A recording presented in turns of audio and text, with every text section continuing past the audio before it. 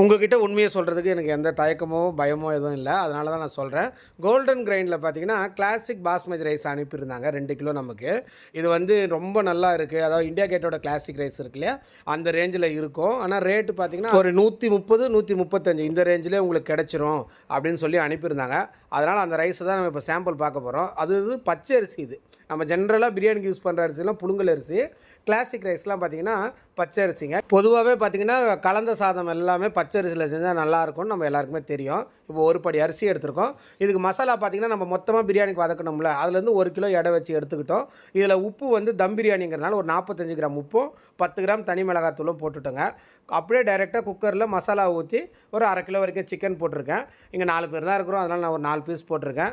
1க்கு 1.5 தண்ணியை அளந்து ஊற்றிட்டேங்க. மசாலா நல்லா கொதிக்கிட்டோம். கொதித்த உடனே ஒரு பெரிய சைஸ் லெமனை புளிஞ்சு விட்டு 1 மணி நேரம் ஊறின கிளாசிக் ரைஸை வந்து நான் சுத்தமாக தண்ணி வடிச்சிட்டு இந்த குக்கரில் போட்டு 2 விசில் விட்டுற போகிறேங்க. இந்த அரிசியை பொறுத்த வரைக்கும் நானே இப்போ தான் ஃபஸ்ட் டைம் வந்து குக் பண்ணுறேன். இந்த பச்சை அரிசி கோல்டன் கிரெயினில் எப்படி இருக்குங்கிறத உங்களுக்கு காட்டணுங்கிறதா தான் இந்த ஷார்ட்ஸ் அப்லோட் பண்ணுறேன். இப்படி தான் நாங்கள் வந்து சாம்பிள் செக் பண்ணுவோம். சாம்பிள் செக் பண்ணும்போது ரைஸோட லென்த்து, அதே போல் அது எவ்வளோ வேக்காடு தாங்குது, இதெல்லாம் எங்களுக்கு தெரியும். செக் பண்ணதில் இந்த அரிசி ரொம்ப நல்லா இருக்குங்க. நல்ல வாசம், மசாலாவை நல்லா உறிஞ்சி வச்சுக்குது. சேம் டைம் டேஸ்ட்டும் சூப்பராக இருக்குது. லார்ஜ் குவான்டிட்டியில் வேணுங்கிறவங்க இந்த நம்பரை கான்டாக்ட் பண்ணி வாங்கிக்கலாம்.